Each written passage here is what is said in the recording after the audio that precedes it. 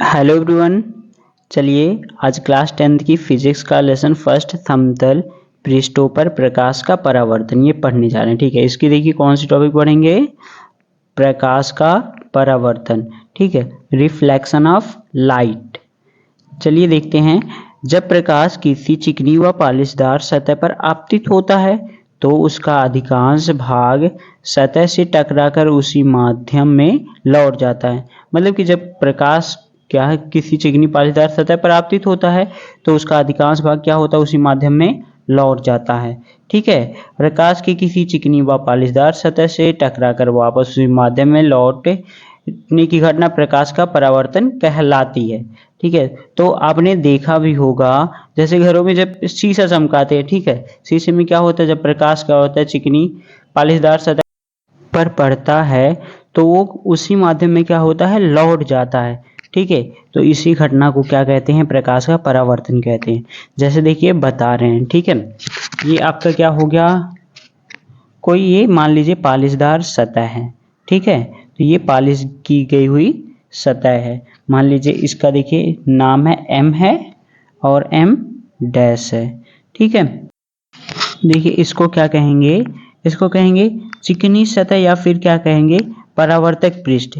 ठीक है, इसको क्या कहेंगे, चिकनी सतह। इसका क्या नाम है, चिकनी सतह या फिर परावर्तक पृष्ठ भी कह सकते हैं, इसको लिखते हैं। ठीक है, अब क्या करते हैं, कोई प्रकाश की किरण क्या आ रही है, इस पर अगर आपतित होती है।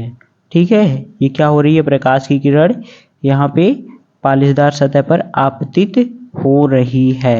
ठीक है, अब देखिए क्या हो जाएगा, फिर इसके बाद क्या हो जाएगा, इसका जो अधिकांश भाग रहेगा उसी माध्यम में टकरा करके लौट जाता है। ठीक है, तो देखिए ये ऐसे लौट जाएगा, तो इसी को देखिए क्या कहते हैं, प्रकाश का परावर्तन कहते हैं इसी घटना को। मान लीजिए ए है, ये बी है, ये सी नाम दे दिया। ठीक है, ये सी हो गया। अब चलिए देखिए, अब ये जो बीच में है, ये जो ए है, ठीक है, और ये बी है, ये अपवर्तित किरण है। ठीक है, ए बी क्या है, ये अपवर्तित किरण है, और ये जो बी और सी है ये क्या है, परावर्तित किरण है। मतलब कि ये क्या है, ये टकराने के बाद उसी माध्यम में जो लौटती है उसको क्या कहते हैं, परावर्तित किरण कहते हैं। अब ये जो देखिए बी है, ठीक है, बी के बीच में ये जो है एन, इसको मान लीजिए एन दे दिया हमने, क्या एक लंब खींच दिया। ठीक है, मतलब कि इस सतह के एक परपेंडिकुलर खींच दिया, लंब खींच दिया, जिसका नाम दे दिए बी और एन। बी एन को क्या कहेंगे, अभिलंब कहेंगे। अब देखिए ये आपका आपतन कोण क्या होगा, ये जो आपतित किरण और अभिलंब के बीच बनेगा वही आपतन कोण। परावर्तन कोण क्या हो जाएगा, जो अभिलंब और परावर्तित किरण के बीच बनेगा उसी को कहते हैं परावर्तन कोण कहेंगे। ठीक है, इसको आर से और इसको आई से प्रदर्शित करते हैं। ठीक है, आपतन कोण हो गया ये आई से, और ये आर क्या है, ये परावर्तन कोण है। ठीक है, इतना समझ गए ना। चलिए ठीक है, अब देखते हैं, अब इसमें जितने भी है, ठीक है, अब इसमें जितना भी दिया गया है परावर्तन के संबंधित महत्वपूर्ण परिभाषाएं। ठीक है, तो ये सब क्या करेंगे, इसको 1 by 1 पढ़ेंगे। ठीक है, ये क्या थी, परावर्तक पृष्ठ थी। ठीक है, अब सबकी क्या करेंगे, 1 by 1 परिभाषा पढ़ेंगे। तो चलिए ठीक है, चलिए एक बार फिर से रिवाइज करते हैं। देखिए आपतित किरण है ए बी, फिर क्या है ये बी और सी, ये परावर्तित किरण है। मान लीजिए ये आपका कौन सा माध्यम है, ये मान लीजिए एयर है। ठीक है, एयर माध्यम है, तो इस साइड भी क्या हो जाएगी, ये एयर माध्यम, मतलब कि एक ही माध्यम में उसी माध्यम में वापस लौट जा रही है। ठीक है, तो ठीक है, इतना आपको समझ में आ गया ना। और हाँ देखिए यहाँ पे एक चीज छूटा, ये जो बी है, ये बी क्या है, ये बी आपका जो है ये आपतन बिंदु है। बी को क्या बोलते हैं, आपतन बिंदु है। ठीक है, मतलब कि जहां पर परावर्तित किरण आकर के ये सतह पर टकराती है, परावर्तित पृष्ठ पर टकराती, वही क्या होता है, आपतन बिंदु होता है। आप सबकी परिभाषाएं पढ़ेंगे। ठीक है, चलिए अब हेडिंग डाल लीजिए, पहला हेडिंग डाल लीजिए, क्या है, परावर्तक पृष्ठ। ठीक है, परावर्तक पृष्ठ, या फिर देखिए इसी को क्या कहते हैं, चिकनी सतह। ठीक है, इंग्लिश में देखिए क्या कहेंगे, रिफ्लेक्टिंग सरफेस। परावर्तक पृष्ठ को इंग्लिश में क्या कहते हैं? रिफ्लेक्टिंग सरफेस बोलते हैं। ठीक है, अब ये रिफ्लेक्टिंग सरफेस कौन सी है? ये देखिए एम और एम डैश। कौन है? एम और एम डैश। ये क्या है? रिफ्लेक्टिंग सरफेस है। अब देखिए ये क्या होती है, यह इसे कैसे परिभाषित करेंगे? प्रकाश जिस पृष्ठ से टकराकर परिवर्तित होता है। ठीक है, मतलब जो प्रकाश है ये जिस पृष्ठ से टकरा करके क्या होता है? ये परावर्तित होता है, वह उसी को क्या कहते हैं? वह परावर्तक पृष्ठ कहलाता है। इसी को क्या कहेंगे? परावर्तक पृष्ठ कहेंगे। ठीक है, समझ गए? अब चलिए दूसरा डालते हैं, आपतित किरण। ठीक है, आपतित किरण को देखिए इंग्लिश में क्या बोलते हैं? Incident ray. आपतित किरण को क्या बोलते हैं? Incident ray. जो देखिए आपतित किरण कौन कौन, ये कौन क्या नाम है? ए और ये बी। ए बी क्या है? ये आपतित किरण है। ठीक है, अब इसको कैसे परिभाषित करेंगे? इसको परिभाषित करेंगे वह प्रकाश किरण। ठीक है, मतलब कि वह प्रकाश किरण जो समतल पृष्ठ पर आकर टकराती है। ठीक है, आपतित किरण कहलाती है। ठीक है, समझ गया ना? क्या कहेंगे? वह प्रकाश किरण जो समतल पृष्ठ पर आकर टकराती है आपतित किरण कहलाती है। ठीक है, आपतित किरण कौन सी है? A B. ए बी क्या है? ये आपतित किरण है। ठीक है, इतना समझ गए? चलिए ठीक है, अब चलिए आगे देखते हैं। ठीक है, 2 पॉइंट ये हो गए, तीसरा इधर देखते हैं। ठीक है, तीसरा देखिए क्या डालेंगे? ये परावर्तित किरण। ठीक है, कौन सी है? परावर्तित किरण। हाँ, देखिए परावर्तित किरण को इंग्लिश में क्या बोलते हैं? Reflected ray. ठीक है, इंग्लिश भी लिखते हुए चलिएगा, परावर्तित किरण को क्या बोलते हैं? Reflected ray. ठीक है, ये हो गया रिफ्लेक्टेड रे। देखिए कौन सी है? ये बी है और ये सी। इसका देखिए नाम भी यहाँ पे नाम नहीं लिखे, यहाँ पे नाम लिख लीजिए, बी और सी। ये क्या है? रिफ्लेक्टेड सरफेस है। ठीक है, इसको कैसे परिभाषित करेंगे? वह प्रकाश किरण जो समतल पृष्ठ से टकराकर उसी माध्यम में लौट जाती है। ठीक है, क्या कहलाती है? परावर्तित किरण कहलाती है। बी सी क्या है? परावर्तित किरण है। ठीक है, इतना समझ गए ना? क्या कहेंगे इसको? वह प्रकाश किरण जो समतल पृष्ठ से टकराकर उसी माध्यम में लौट जाती है, परावर्तित किरण कहलाती है। देखिए अब चौथा क्या डालेंगे? आपतन बिंदु। ठीक है, आपतन बिंदु। आपतन बिंदु को इंग्लिश में क्या कहते हैं? Point of incidence. क्या कहते हैं आपतन बिंदु को? पॉइंट ऑफ इंसिडेंस कहते हैं। ठीक है, ये देखिए क्या होता है? पॉइंट ऑफ इंसिडेंस क्या होता है? इसको क्या कहेंगे? देखिए ये क्या होता है? आपतित किरण परावर्तित पृष्ठ के जिस बिंदु पर आकर टकराती है। मीन्स जो आपतित किरण है, ये जो आपतित किरण परावर्तक पृष्ठ के जिस बिंदु पर आकर के टकराती है, वो आपतित किरण है। किसी भी बिंदु पर आकर के टकराएगी, वही उसका क्या हो जाएगा? आपतन बिंदु कहलाएगा। ठीक है, ये क्या हो जाएगा? इसका आपतन बिंदु कहलाता है। ठीक है, समझ गए? ये क्या होता है? आपतित किरण परावर्तित किरण के जिस बिंदु पर टकराती है वही क्या कहलाता है? आपतन बिंदु कहलाता है। ठीक है, इतना समझ गए? ठीक है, बी क्या हो जाएगा? ये आपका आपतन बिंदु हो जाएगा। अब देखिए बच रहा क्या है? ये अभिलंब। ठीक है, ये 4 हो गया, 5वां क्या है? अभिलंब। हेडिंग डाल लीजिए अभिलंब। इसको देखिए क्या कहते हैं इंग्लिश में? नॉर्मल। ठीक है, ये क्या है? नॉर्मल। अब इसको कैसे परिभाषित करेंगे? देखिए इसको सिंपली परिभाषित कर सकते हैं कि आपतन बिंदु से पृष्ठ के लंबवत खींची गई रेखा अभिलंब कहलाती है। कैसे करेंगे? आपतन बिंदु से पृष्ठ के लंबवत। ठीक है, पृष्ठ के कैसे? पृष्ठ के लंबवत खींची गई रेखा अभिलंब कहलाती है। अभिलंब देखिए कौन सा? यहाँ पे बी और एन, ये क्या है?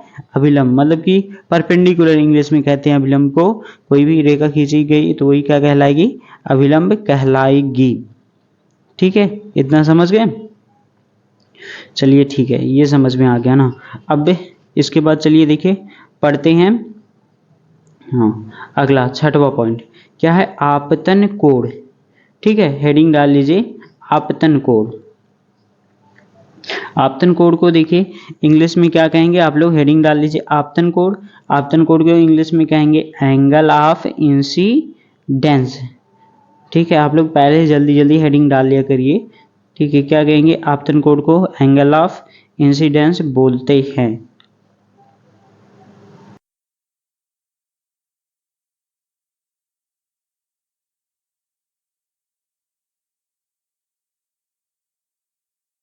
देखिए अब इसको कैसे परिभाषित करेंगे एंगल ऑफ इंसिडेंस। जो देखिए ये एंगल आई है यही क्या है, आपतन कोण है। अब देखिए इसको कैसे करेंगे, आपतित किरण तथा अभिलंब के मध्य बना कोण आपतन कोण कहलाता है। ये आपतित किरण है, ठीक है, और ये अभिलंब है। अभिलंब और आपतित किरण के बीच में जो कोण बन रहा है वही कोण क्या कहलाएगा, आपतन कोण कहलाएगा। ठीक है, ये समझ गए, बहुत ईजी है, केवल समझना ही है। और अगला देखिए कौन सा है, ये परावर्तित किरण है। ठीक है, परावर्तित किरण को इंग्लिश में क्या बोलते हैं, इसको बोलेंगे एंगल ऑफ रिफ्लेक्शन। ठीक है, इसको क्या बोलेंगे, एंगल ऑफ रिफ्लेक्शन, यही बोलेंगे। ठीक है, एंगल ऑफ रिफ्लेक्शन। इसको किससे प्रदर्शित करते हैं, एंगल आर द्वारा प्रदर्शित किया जाता है। अब इसको परिभाषित कैसे करेंगे कि परावर्तित किरण तथा अभिलंब के मध्य बना कोण परावर्तन कोण कहलाता है। ठीक है, इसको आर द्वारा प्रदर्शित करते हैं। ठीक है, इतना समझ में आ गया ना, मतलब कि ये जो प्रकाश का परावर्तन है ये समझ गए अच्छे से। ठीक है, कोई इसमें डाउट तो नहीं है। चलिए ठीक है, अब चलिए इसके बाद आगे पढ़ते हैं।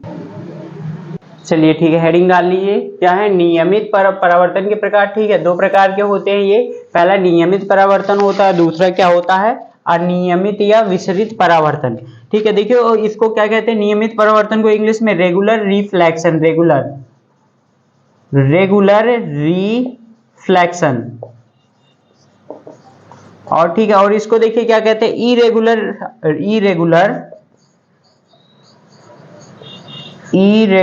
और डिफ्यूज्ड रिफ्लेक्शन,